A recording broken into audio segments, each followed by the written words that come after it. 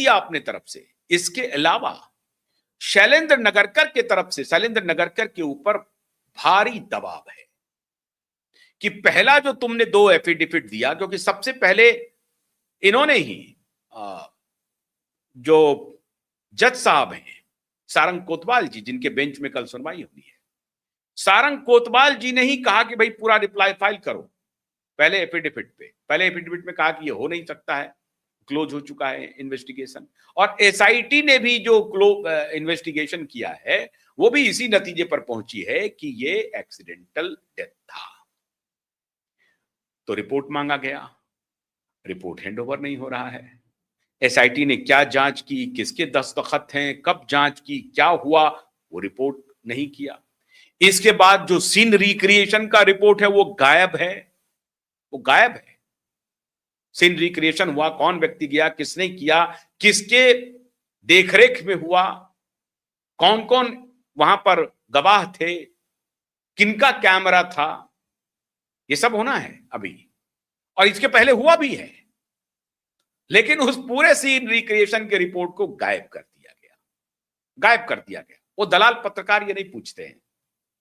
पूछो दलाल पत्रकार, पूछो, और पूछना ही पड़ेगा दलाल पत्रकार। हमने भी कसम खाई है कि तुम्हारी दलाली को पूरी तरह से एक्सपोज करेंगे, तुम्हारे अपराध को पूरी दुनिया के सामने लाऊंगा। ये लड़ाई एक सिर्फ दिशा के हत्यारों के खिलाफ नहीं है, ये लड़ाई है दिशा के हत्यारों को संरक्षण देने वाली पूरी इकोसिस्टम को एक्सपोज करना।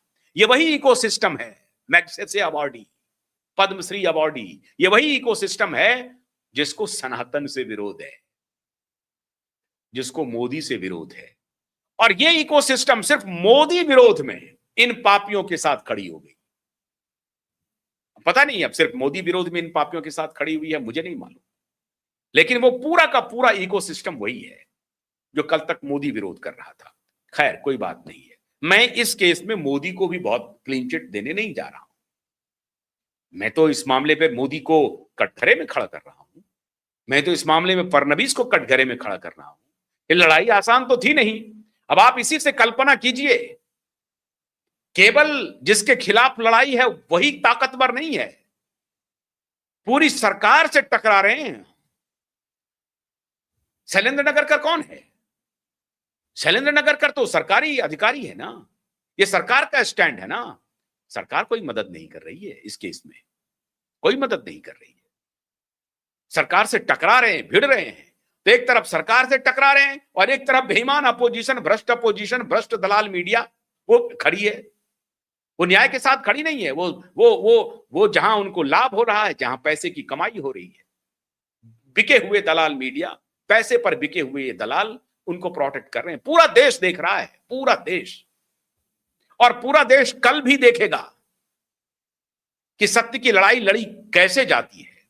और मुझे पूरा यकीन है कि पूरा देश कल ये भी देखेगा जब जस्टिस सारंग कोतवाल इनसे ऐसे कड़े सवाल पूछेंगे जिसका इनके पास कोई जवाब नहीं है। अरे क्लोजर रिपोर्ट एसीपी स्तर का अधिकारी करता है क्या? मोहतरमा जज जो थी इसके पहले, ऑनरेबल जज गुस्से में आ गई थी। उन्होंने नीलेश ओझा जी को कहा था कि आप किसी और अन्य को साइट मत कीजिए, ये ओपन एंड शट केस है, ओपन एंड शट केस है। उसके बाद भी वो ठाकरे की हिमाकत देखिए, आज ही वो कोई मोर्चा निकाल रहा है मुंबई में, इधर उधर पुणे में, ताकि अपने उन दलालों को ये संदेश भेज सकें कि सब कुछ सामान्य है, कोई कुछ नहीं होने वाला है 24 अगस्त को। ये संकेत देना बंद कर दो ठाकरे, इस संकेत से कुछ नहीं होगा, कुछ नहीं होगा। कल पूरा देश देखेगा, जब 11 बजे से ये सुनवाई शुरू होगी, पूरा देश देखेगा। अब जब मैंने आपको यह कहा कि 64 केस लॉ सबमिट किए हैं 10 अगस्त को, मतलब 3 अगस्त को सुनवाई हुई, 4-5 अगस्त तक ऑर्डर अपलोड होता है। जब ऑर्डर दिया जाता है उसके बाद वो वेबसाइट पर आता है, आप पूरी दुनिया सार्वजनिक डोमेन में, एक प्रकार से पब्लिक डोमेन में वो ऑर्डर आ जाता है। ऑर्डर जब देखा, ऑर्डर देखने के बाद 5 से 10 दिन के अंदर में, 5 दिन के अंदर में इन्होंने सारे डिटेल्स लेकर के सबमिट कर दिया। उनके तरफ से कोई सबमिशन मुझे जानकारी नहीं, हो सकता है सबमिट किया हो तो कल पता चल जाएगा, मुझे जानकारी नहीं है। हो सकता है कि कल सबमिट करे, अपना केस लॉ दे, हाँ हो सकता है ओवर रूल्ड केस लॉ दे दे। ऐसे बहुत सारे केस लॉ का जिक्र आने वाले दिनों में हो सकता है होंगे, जब मनु सिंघवी आएंगे और कपिल सिब्बल आएंगे इनके तरफ से, क्योंकि वो इंतजार कर रहे हैं कि बैग लेकर के कब ठाकरे हमारे पास पहुंचते हैं। तो जब ये आएंगे तो ओवर रूल्ड केस लॉ लाएंगे ये, हाँ पक्का मान के चलिए। अभी तक कपिल सिब्बल ने ओवर रूल्ड, कई बार नीलेश ओझा ने उनको धूल चटाया है कोर्ट में, कई बार, एक बार नहीं कई बार, ज्यादातर मामले में नीलेश ओझा ने उन्हें हराया है अदालत में। क्यों? ओवर रूल्ड केस लॉ लेके आ जाते हैं, वो साइट करते हैं ऐसा केस लॉ जिसको पहले ही लार्जर बेंच ओवर रूल कर देती है। मान लीजिए डबल बेंच का कोई केस लॉ आया है तो उसको साइट करने लगते हैं। अब उनको पता ही नहीं होता है कि भैया यहां तो खूंखार बैठे हुए हैं, केस लॉज के मास्टर हैं, तो फटाक से वो लेके आ जाते हैं कि भाई 3 जजों की बेंच ने या 4 जजों की बेंच ने या 5 जजों की बेंच ने, मतलब लार्जर बेंच ने डबल बेंच के डिसीजन को ओवररूल कर दिया है, मतलब उसको कूड़े में फेंक दिया है, वो खत्म हो चुका है वो जजमेंट। तो ये ओवररूल्ड जजमेंट लेकर के आएंगे, साइट करने की कोशिश करेंगे, केस लॉ देने की कोशिश करेंगे और वहां ये फेल होंगे पूरी तरह से। इसलिए 64 केस लॉज का इंतजार कीजिए। केस आप पूरी तरह से जीत चुके हैं और हम पूरी विनम्रता से इंतजार कर रहे हैं अपने जस्टिस सारंग कोतवाल जी का और जस्टिस भोसले जी का भी। पूरा देश कल की सुनवाई पर टिका हुआ है। यह मत समझिए कि नेशनल मीडिया नहीं दिखा रही है तो देश इधर देख नहीं रहा है, नहीं, इसे समझने की जरूरत नहीं है। बहुत सारे नेशनल मीडिया जंतर मंतर के प्रदर्शन को दिखा नहीं रही है, दुनिया देख रही है। लेकिन तो इस गलतफहमी में मत रहिए कि लेगेसी मीडिया इस केस को कवर नहीं कर रही है, कवर करेगी। इसके पहले भी कवर की, 3 अगस्त के भी डिसीजन को कवर किया और कल के बाद भी कवर करेगी, करना ही पड़ेगा, कोई दूसरा रास्ता नहीं है। क्योंकि आईने की तरह यह साफ है, स्वच्छ जल की तरह यह साफ है, चांदनी रात की तरह यह केस साफ है, जिसमें आप देख सकते हैं कि इस केस में पुलिस ने क्या क्या गुनाह किया है, अपराध किया है।